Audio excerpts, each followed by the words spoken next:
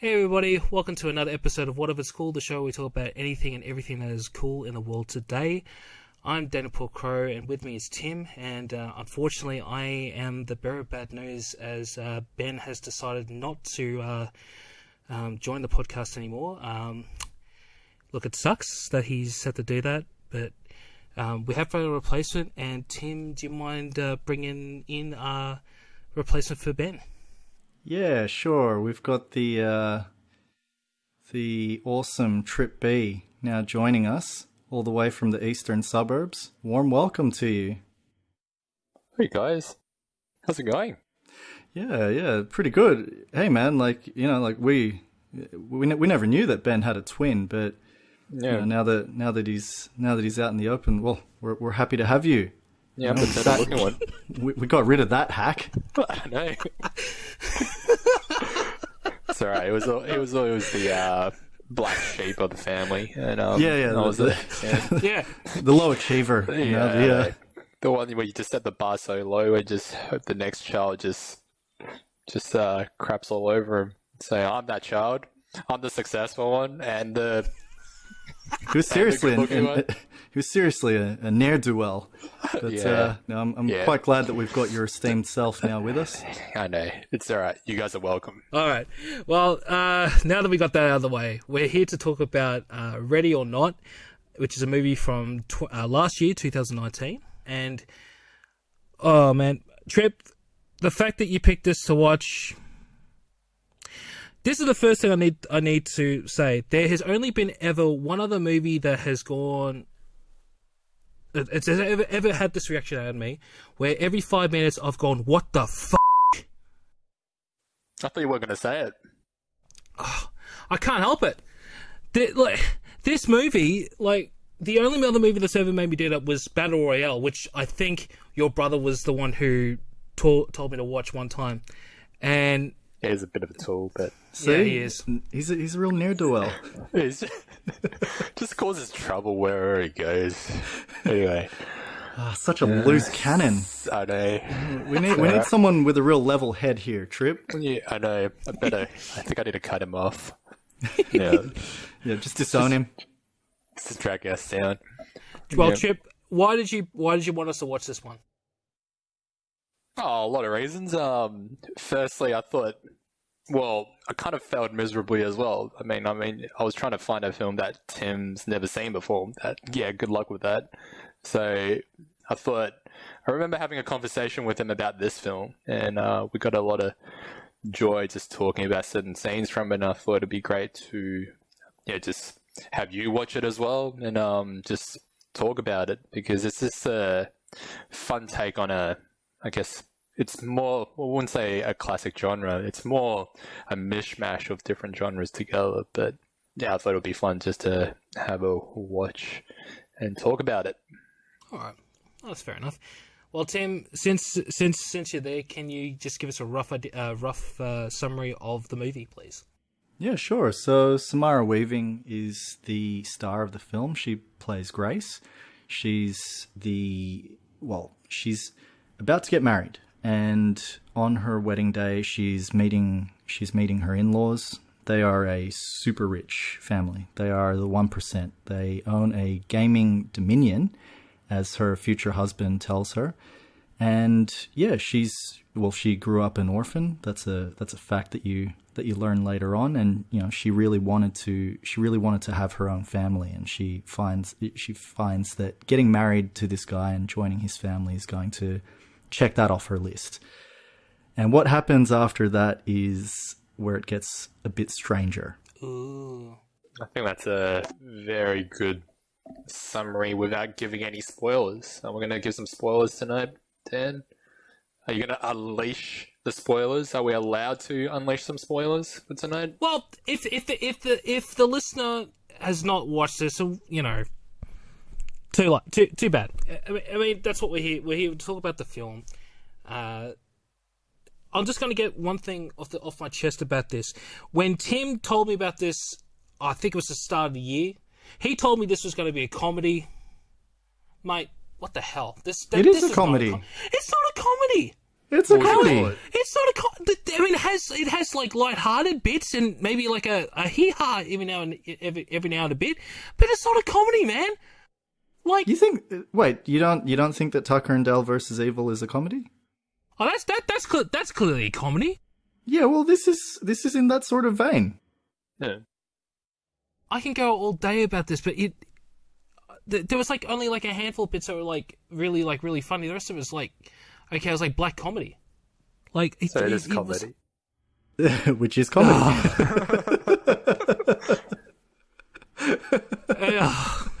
I can't believe that this movie got such a reaction out of you. I mean, Battle Royale, I can sort of understand. But this one, I would have thought that this would have fit within your tastes. Automatically, when you said it was a comedy, like a horror comedy, I was like thinking Shaun of the Dead kind of style. You know, like it got some hella elements, but like every couple of minutes is really funny. This one is like every half an hour. Every 20 minutes there's a funny bit. That's it. You know, and I don't know about that, man. Like I found a lot to laugh at while I was watching this. Well, you are a dark humoured person. You know that. Not really. Like I just enjoy it. I enjoy movies like this, and you know, it's especially nowadays. You know, you kind of want to watch something that'll just make you laugh. As morbid as this one can get, I really enjoy the fact that it clearly knows that it's having fun, and a lot of the violence in this is played mostly for laughs, and you really just get a sense that you don't really see a movie like this very often, and so I think they revel in that. They really wanted to turn the premise on its head. So after Grace and Alex get married, the family are playing a game. So any new member, any person that joins this Ladomas family, they have to play on their wedding night a game. And the game is at random, as some of the cast members tell you. They tell you, like, one played Old Maid, the other one played, I think, chess. And there's one game that they just don't want people to play. So earlier on in the film, you see that the film actually begins with a flashback.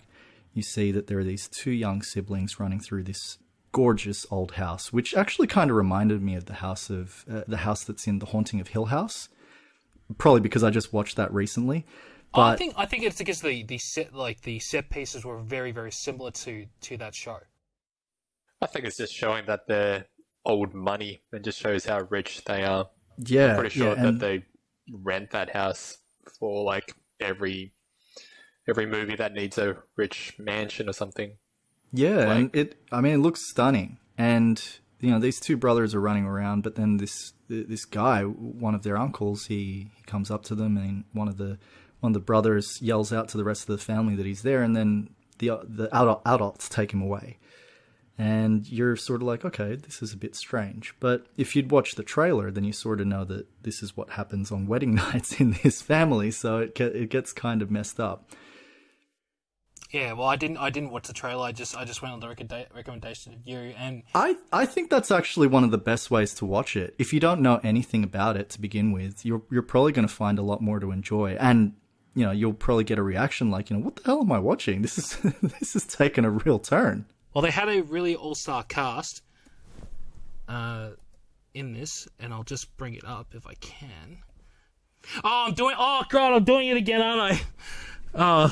Go, let's take it from the top. We've got a great cast. Yep. Yeah, and the first one I can't even pronounce her name, even though you already said it, was Samara Weaving. Samara Weaving. And where did you see her from?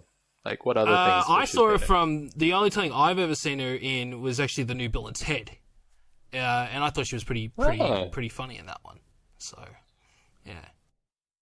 I haven't seen her in anything previous to this, so... Wait, haven't you seen the Babysitter movies on Netflix? No, I've not watched that. I have Netflix, but I haven't watched that one yet. All right. Well, no. She's got a bit of a scream queen sort of title to her now, I think, because she, apart from this Ready or Not movie, she's done The Babysitter and The Babysitter Killer Bee on Netflix.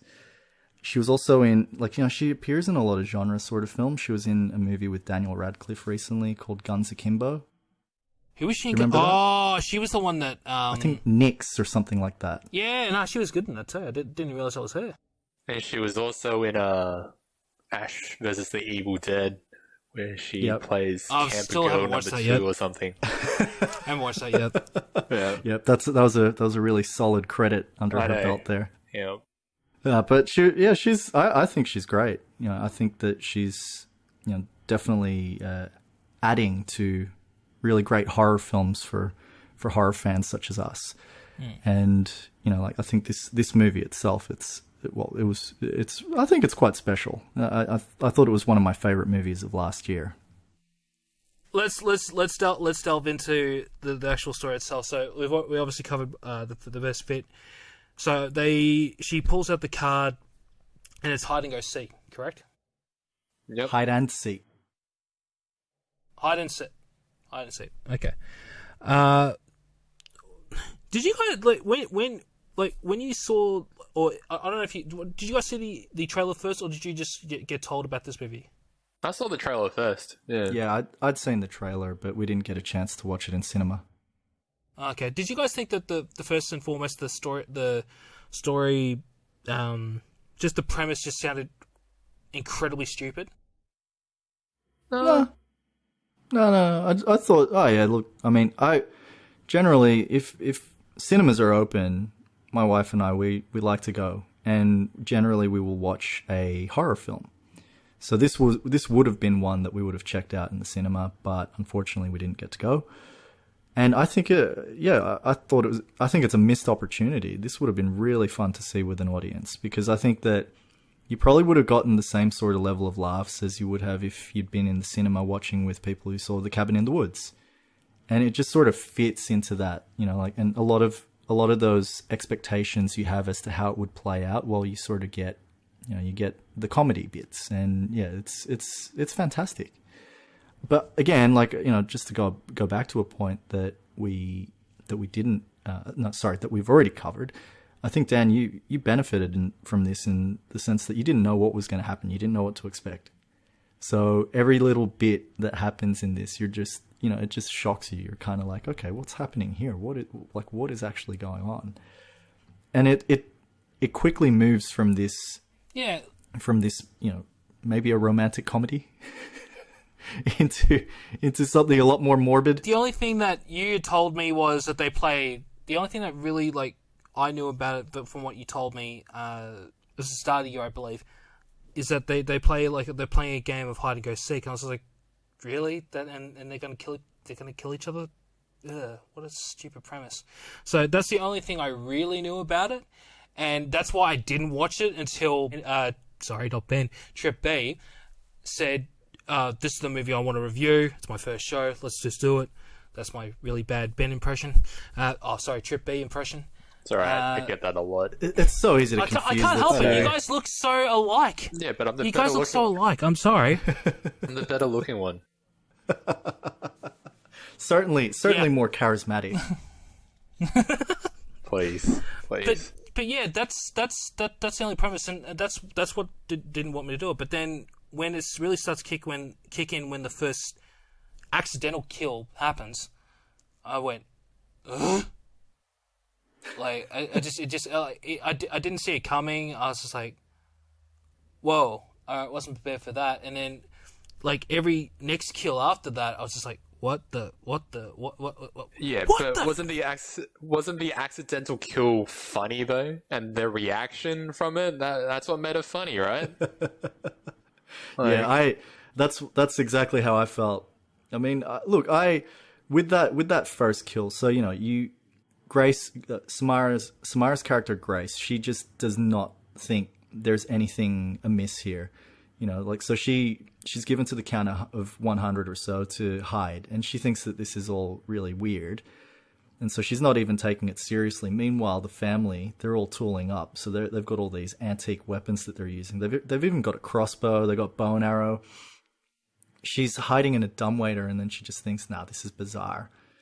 And then when her now husband actually grabs her and takes her into the room, he starts explaining what's about to happen, and then they're hiding, and one of the maids gets shot right through the eye with the daughter of the Ladomas family, Emily, shooting her with this tiny gun. And it was, you're just sort of like, whoa. But then, you already know as the audience what's happening. It's more how Grace is reacting to it. So yeah, this is her wedding night, and she's clearly going to freak out. But the way that it plays out, I love the intentional comedy. I mean, you've got that great or that aunt Helene, and she's just really serious about adhering to the tradition of this wedding night ritual. And she even the way that how they carry out the body of that maid, you just see her like with this funny waddle as she's carrying the head part. And I found it incredibly amusing. I thought it was a different take, and I did find it funny. It was the second maid's death that made me laugh. The one when she gets a crossbow in the mouth. And the reason why that made me laugh because they're trying to say something, and then all you hear is and then the aunt just gets pissed off and just grabs the battle axe and just chops her, and that really made me laugh. That's when I found it funny. Yeah, I mean, like, that was definitely played for laughs. Like the death gurgles, and it kept breaking up Aunt Helene's very serious take on all of this. And yeah, everything that sort of happens with that, it's just fantastic. You're thinking, how are they going to make this funnier? But I would have to say that this is pretty mild at this point. What do you guys think? What, is in killing or just in horror terms? Yeah, I mean, like, there have been like way more violent deaths in horror films. This is pretty mild by comparison at this point. Yeah. And I think what makes it fun is that it doesn't take itself too seriously either. I think it's kind of like a happening trend with the current batch of type of slasher films. Like, they're kind of mixing genres a bit, and they don't take themselves too seriously. I mean, I feel like this is just another fun take on the whole final girl slasher type of movie. Like, that she's the protagonist, but then at the same time, it's just really funny watching all those, all the family members trying to have a crack at her, and it's not really until the second act, like, in the first half of the movie, she's running around like a damsel in distress, but then in the second half, like, she finally steps up and takes on that mantle of the final girl. And that's a pretty interesting phrase there, like with her being kind of like a damsel in distress. The moment that she pulls the hide and seek card, at that moment, like the family go all quiet. And then, her wearing the white and everything, it just kind of makes, and, she's all wide-eyed and she does, she's thinking, this is ridiculous. You kind of get the feeling that she's like now a lamb to the slaughter. Yeah, it looks like a deer in the headlights. Yeah, and like, her father-in-law, like the actor who plays him, he's like, oh, best of luck, and he's like sort of hurrying her along as that, and I had the subtitles playing on the Blu-ray, but when the phonograph record player starts playing the hide and seek song, it came up with the subtitle saying jaunty music playing. And even I was thinking at that point, there's no other way to describe this. It is really jaunting. You did bring up a really good I was going to say anecdote, but you did bring up a good point, Trip. She starts off as being a damsel in distress, and in the next half she spends being the aggressor and all that. And when do you reckon she started turning? Was it the moment she left the house, or the moment she got shot in her hand? No, because I feel that when she got shot in the hand by the son of I forgot Fitch, the name now. I think his name is. Yeah, Fitch. Is it Fitch? Yeah, Fitch and Emily's son. Emily. I think because like. You wouldn't hit you never hit a kid, but the moment she got shot, that all just went out the door, and she just went little bang, and then he was out, and then she's just sitting there screaming, and I feel like that's when she really turned, because she realized even the innocent are not innocent now. Well, I So think that's what I think it's just when she turned. No, I think the turn was probably even earlier. Like my reading of it would have been, so she's already freaking out. They're in the servant corridor, her and her husband, and he's telling her, okay, look, you need to go down that way. And, like she's walking along and, she's tripping over the dress. And so she starts ripping off the tulle. And then eventually, like it cuts, it shows that she's now wearing chucks or, some pair of runners. And yeah, like she's already on her way to, survival mode basically. And then later on, you see that she gets the hunting rifle and then that, like the bandolier of ammo from the games room. And so you think that, and she even pauses and stops in the mirror to look at herself because, look, that's a ridiculous sight to see, your lovely wedding dress is now been fashioned so that you can actually fend for yourself and run. And you're also carrying this ridiculous hunting rifle. So I think the turn really starts from then on. And, like, you think at one point that she's the final girl, like as soon as she draws that hide and seek card. But I think the deaths of the maids, like, you need to count them. They're not, you think that they're on the side of the Ladomises, but I think that, this becomes a slasher movie through the deaths of those maids, and then Grace ends up being the final girl. Oh, man. That's actually a pretty good point. Because they just seem like fodder. Usually when it comes to slasher movies, you have this whole, there's all these characters introduced and they're trying to get you to build an emotional connection with them, but the maids were just in the background. They're really doing too much other than just being slaughtered one by one. And they were pretty creative, funny deaths, so to speak, as well. Like the dumbwaiter one was pretty funny. Yeah, well, the dumbwaiter one's the last one. Yeah, she's the third one. But I just... And she could have easily saved herself by just, like, putting her head back in. Like, there was enough time for her to put her head back in. And then she's like, oh, just get me out. Like, oh... Because I'm sitting there, I gotta admit, I did have a bit of a giggle at that one, because I'm just, it's just like, mind-bending, I'm just like, if it's, it's going down, put your head back in. Or just quickly run out, like, that death could have easily been avoided if she just, logically, had her head, well, she didn't have a head at the end, but have her head, on her shoulders on that. They really add to the comedy with the script as well. So yeah, when Hot Maid number 2 is what I'd put her down as, but her name's actually Clara. Both Fitch and the dad, they both say at separate moments, "Oh, Clara's dead? She was my favorite." And then the last one that dies in the dumbwaiter when she gets crushed. She goes, "I'm not even a maid. Mr. Ladomis just likes the way I dance."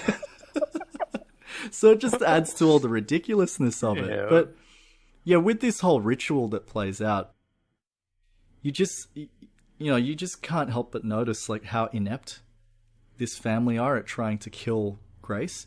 So Grace is actually, she's quite slippery, she's able to, and there are multiple moments where they could have killed her, but the family are just so inept at doing this.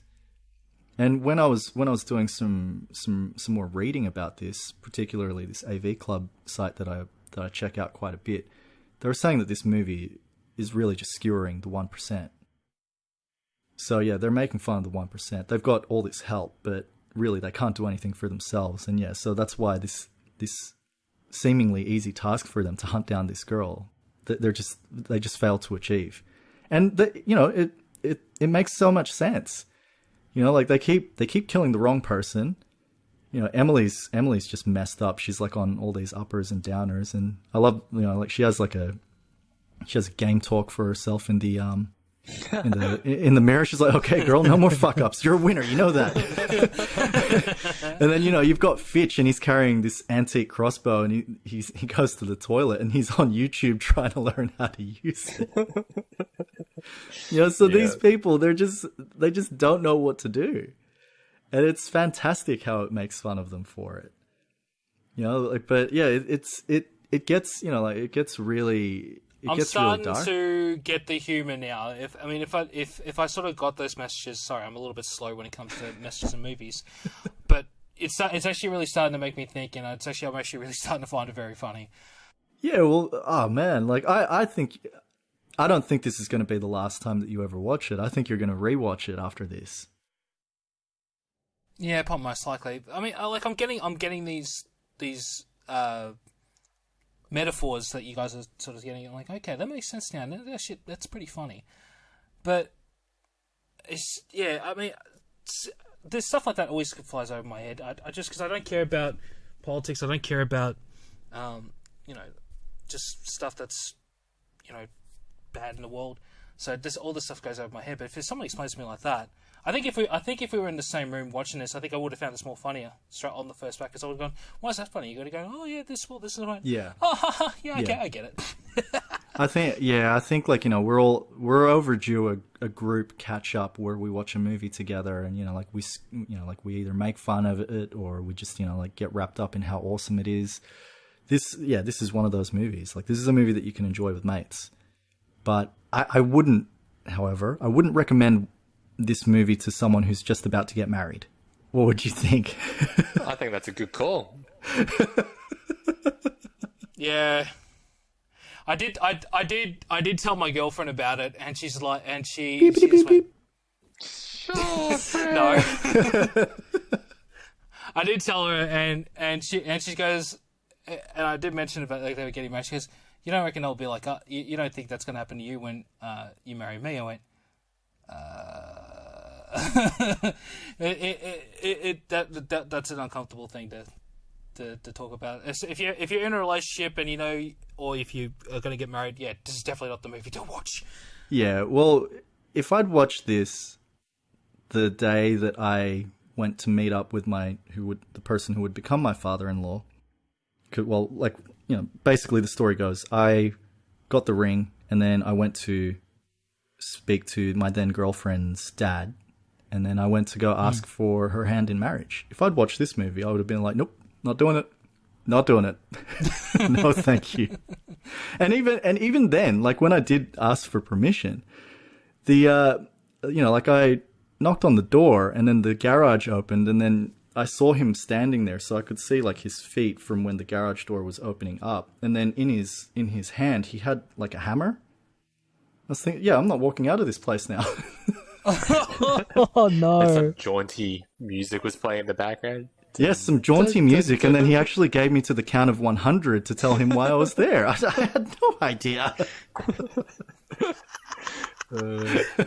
But no, like this movie is not something that you'd want to watch with your fiance, I guess. But it is incredibly fun, and yeah. Well, let's tackle the second half of the movie because this is where it gets dicey, and it goes from being one way to going completely the opposite direction and being more comical and more gory, as I like to say. So Gracie, she escapes the house and manages to get outside the gate, and she steals one of the cars. It's what was the butler's name again? I forgot his name. Stevens. Stevens? Yeah, Stevens. Yeah, the guy who loved the Tchaikovsky music.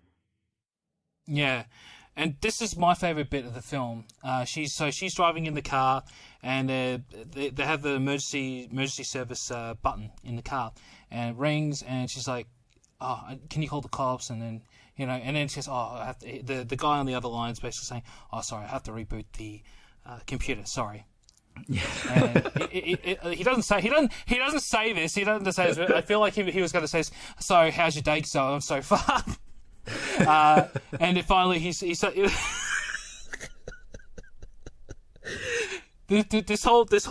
whole scene is it's so funny. And then he's about to call the cops, and then he says to her, "Oh, it's been reported this car's been stolen. Sorry, I can't call the cops. We have to stop this car." And it terminates the car, and she starts swearing at him, and his only response is he's Sorry. Wow, this has broken you. His only response was, "I don't need to be cursed at." Look, having been in a call center before, yeah, like that's definitely something that you want to say a lot of the time to the pieces of shit that call you. That whole scene, it just cracked me up because I think, how do you respond to that? Like, you're like, if you're in the call center, how do you respond to that? I'm about to get killed. You need to call the cops. All right, sorry. Let me just check this out. Oh wait, the car's stolen. Oh, maybe that's why they're trying to kill you. So no, I'm not gonna call. I'm just gonna stop the car and let them kill you. Like, it's just mind-bendingly ridiculous, and like that's why that whole scene just made me laugh. And yeah, well, that guy at that point, so the car stops, and then the butler Stevens, he just catches up. Like, that guy's like the Terminator at this point. So, he's already had half his face scalded with boiling hot water. He's been choked out, and I actually thought she suffocated him to death. But then, she would have. I think she would have gotten a fair way away in the car before it got shut down. But then, he just shows up immediately. He's like right next to the window, and then he just I think breaks the window, doesn't he? And then he shoots her with a track dart. But I just loved like his downfall, because he's there, he's driving her back, he's proudly reporting to the Ladomises that they're on the way back to the compound or the mansion, and he's like getting really stuck into his music, and they're watching it play out. And they're screaming into the mic, "Look behind you!" I'm gonna try to bring it back. As Stevenson is coming back, obviously, she knocks him out. The car twirls, and then now I'm lost. What happened after that? I've forgotten how to play it, because she gets turned over. Yeah, like she makes her way out of the car, but then she sees her brother-in-law, who's Daniel, who's played by Adam Brody, right. And then he basically knocks her out. He knocks her out, calls out the dad who's hiding somewhere in the bushes. But at that point, you're sort of wondering where his allegiances lie, because it's sort of like flip-flopped around. Like, he gave her a running head start earlier in the movie, so it looks like he's the one sort of ally that she can count on in the movie. But for me, like with the whole setup, I was always thinking about how, so they made mention of the fact that Alex, Grace's husband, has been away from the family for 2 years, and so he would have known about his family's traditions. He would have known about this game that people would play on their wedding nights, and the initiation, as it is for in-laws or newcomers to the family. So like I was thinking as I was watching this, and this was maybe the third or fourth time that I've seen the film, I was thinking, why would he marry her if he knows this? If he knows that this is going to happen, if he loves her, why would he do this? Well, I think he wanted to gamble, because like I think he well, the movie itself goes to great lengths to explain away these sorts of things. Not explain away, but to actually explain them. So they have that very touching moment in the servants' corridor. Just before they split up, he tells her to run the other way so that he can disable the security systems. But look, he says that Grace would have left him if they didn't get married. I thought it was like the way that he did it first. He goes, "You wanted to get married," and she's like, "You can't put this back on me." And it's sort of like he's blaming her, and it's like, "Oh, you douche." But then I was thinking, okay, well, so like he gets married, but like he's saying that he doesn't believe in these traditions and what have you. But then Andie MacDowell has a great line later, and she goes, well, if you really truly believe that nothing would happen, then you wouldn't have let her draw a card. And so, like it kind of tightens up a lot of the rules of this horror movie. As we know with previous horror films, there are certain rules that are in place, certain tropes. And so I thought it was really good that they thought this through with this one, that they, tried to tighten up, the mythology here before reaching the conclusion. And it was a great conclusion as well, eh? Oh, dude, it is fantastic. I just like even the lead up to it, but like just the side characters too. The side characters in this really make me laugh, especially Fitch, because he's just such an idiot. Apart from the YouTubing stuff, like he's he's got the phone, and then he's Googling stuff. He goes, "Pacts with the devil, real or bullshit?" Then he gets a message through his friend. It's like, he's reading it out. He's like, "What up, dog? Not much. Not much. Family bullshit." Like, he's just immensely likable, even though he's an absolute tool. But you know, like Emily as well, with all her mishaps whenever she's trying to shoot at Grace or trying to take out Grace. Oh man, Yeah, she just plays the druggie pretty well. Yeah. Yeah, she just has the powder like just near her, you know, nose. But there was this sorry man, I have to chuck this one in as well. That's all right. Like, you know, Aunt Helene, the one person who's trying to keep up some semblance of seriousness and adhering to the traditions of this family, you know, who have this pact with Mr. LaBelle. We haven't even mentioned Mr. LaBelle for that matter. But she has this really great line when Emily comes into the scene. So Emily's like, "Oh, Aunt Helene, it's so nice to see you." And she's like, "Brown-haired niece, you continue to exist." I just want to, look, I want to say that to someone one day.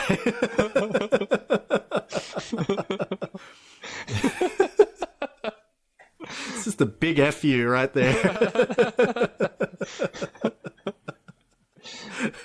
that was But yeah, was a like good the line. whole setup.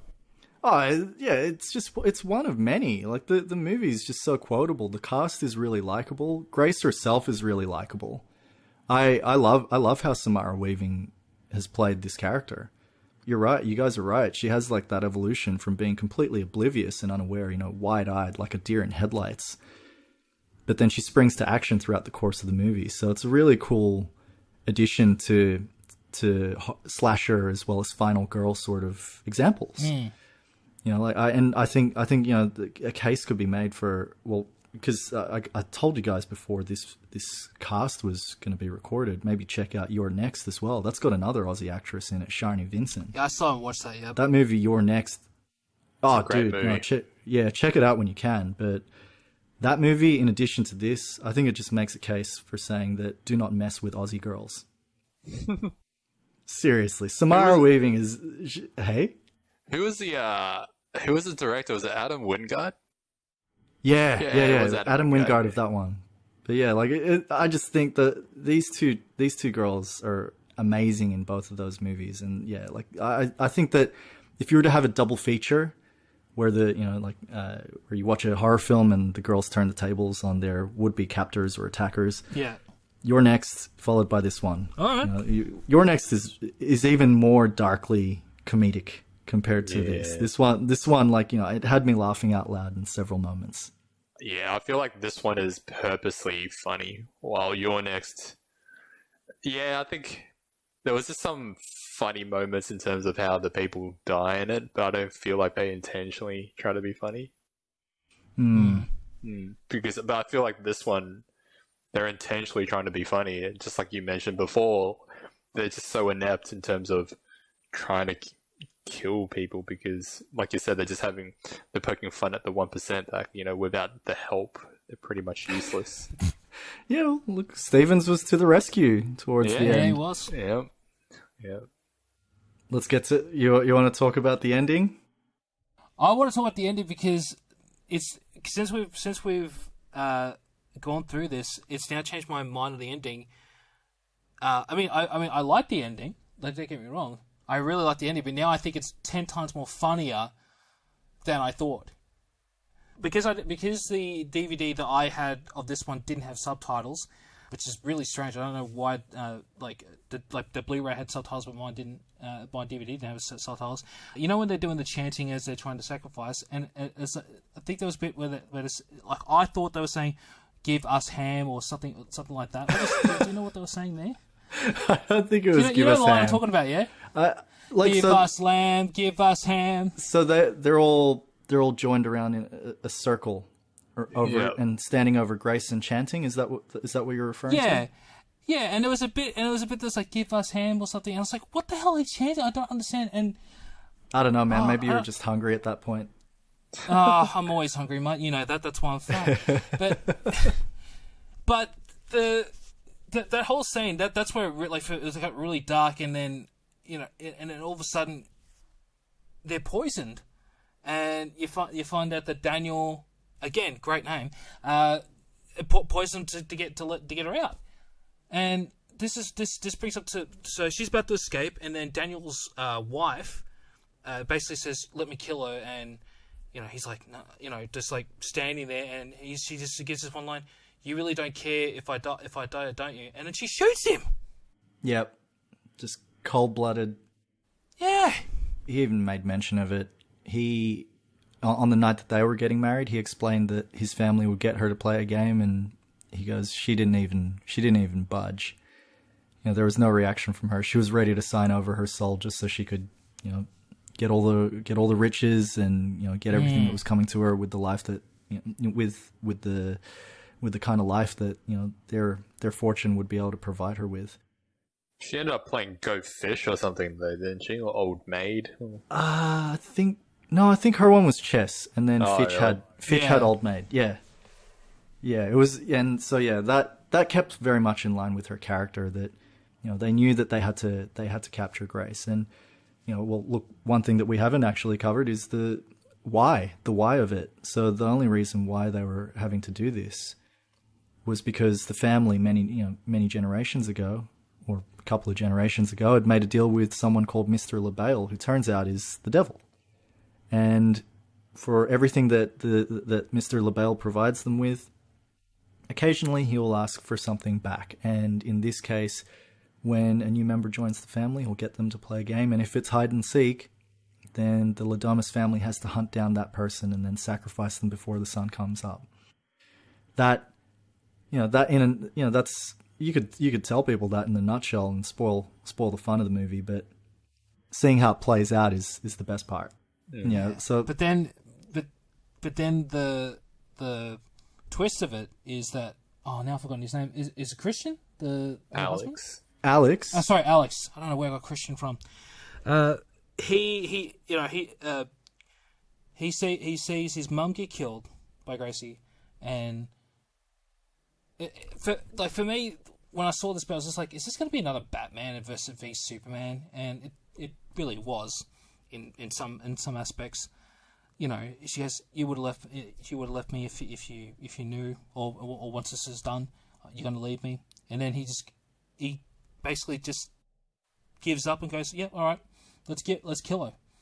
Didn't see that coming. I thought he was gonna. It was kind of a.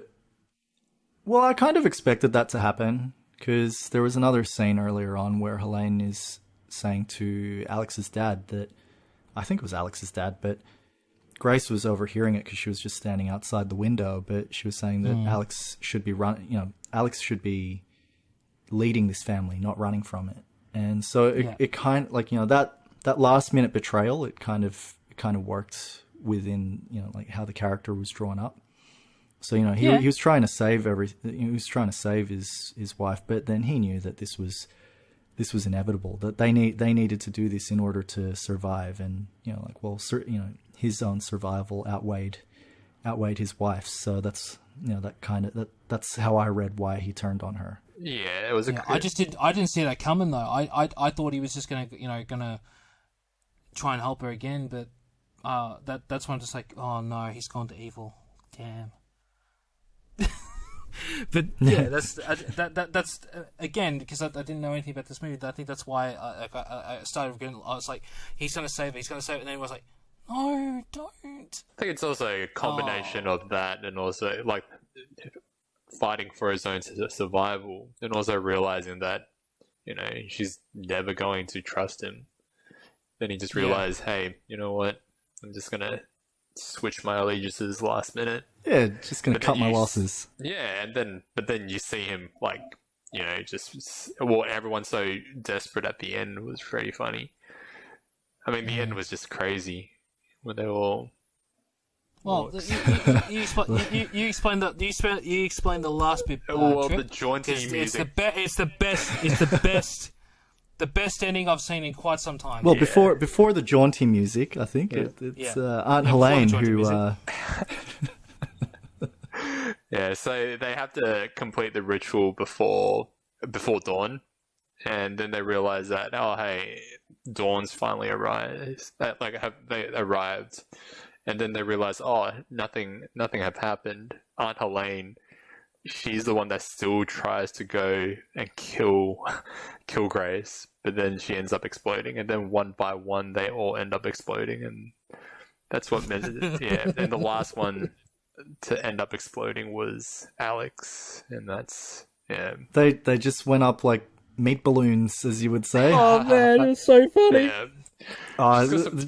Just the explosions, the jaunty music playing. Yeah. It's instant classic at that point. That was on the same line as Cabin in the Woods for me. So when I saw Cabin in the Woods, and like Chris Hemsworth's gonna try and do this massive jump, and it turns out that he jumps into a force field to his death. that was kind of like what I was feeling with this. I was like, oh, this has got, it's tickled my funny bone. Yeah. And you just like when you see one explosion after the other, and all the stuff that they're trying to say before they meet their very sticky ends, you just you crack up. And Grace even says to Alex that she wants a divorce, and and then she throws the ring at him. Bit of a one-liner, and then just boom, and then and after that, after being showered in the blood and flesh of her late in-laws, now she sees that flash of Mr. LaBelle at the head of the table. So it proved that all of this was true, that Mr. LaBelle did exist, and she actually outwitted him, and he tips his cap to her. So I really liked the way that it ended, because she's being complimented for being able to outwit or survive her would-be attackers. And it's it's such a fun film, and I'm glad that you finally got to watch it, Dan. Well, when you guys mentioned on our chats that that ending, or that twist, I was like, what? Because I like at that point I was like, I thought the twist was that she was going to get sacrificed. Like, oh man, it's gonna be a dark ending. Didn't expect that, and I just burst out laughing the moment everyone just started blowing up. I mean, like, especially when Emily and the kids run off, and then you hear pop, pop, pop, and they're all gone. Yeah. It's gone. Dad's gone. But the funniest one was the dad, because he's like, I'm in control. I'm doing, and then bang, he's gone. Like that.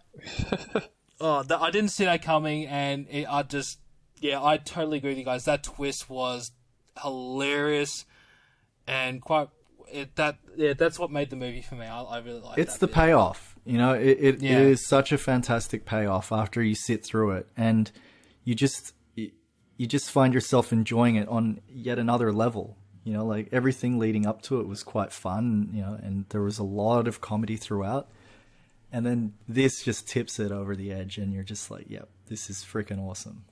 Well, I think the question is, boys, is it cool?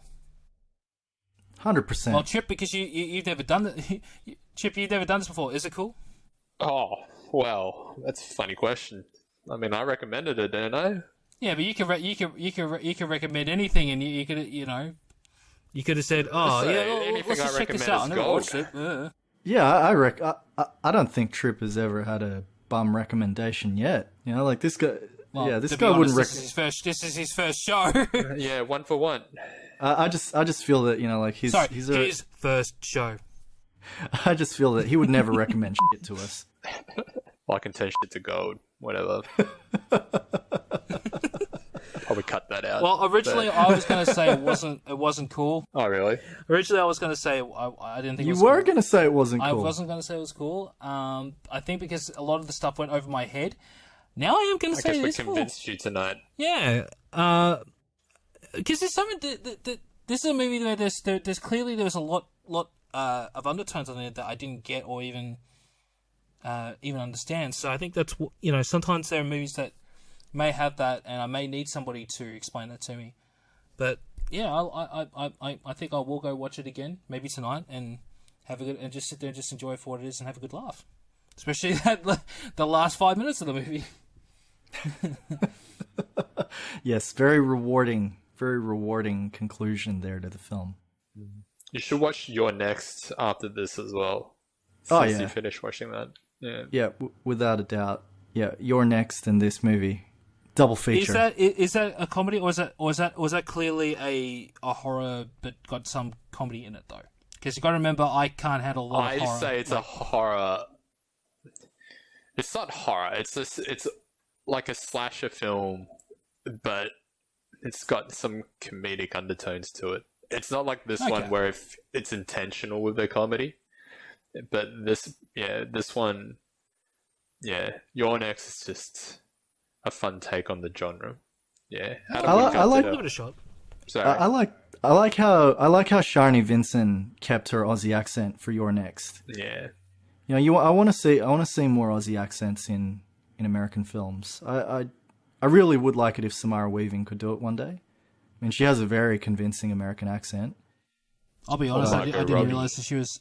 Yeah. Margot Robbie's a perfect example. I heard her do an interview recently, and I forgot that she was Australian because I've just in the last few years I've only seen her in American films like I'm Tonya, the DCU movies, and Wolf of Wall Street, and I've just totally become oblivious that she has an Aussie accent. You need someone to deliver, the Aussie accent properly, or else it becomes like a caricature. And and have some slang. Yeah. Have some slang in there as well, Yeah. Yeah, I really would like to see Samara Weaving do another horror film, but with her Aussie accent. I think that'd be pretty cool. Or maybe her and Sharni Vincent team up. That'd be even better.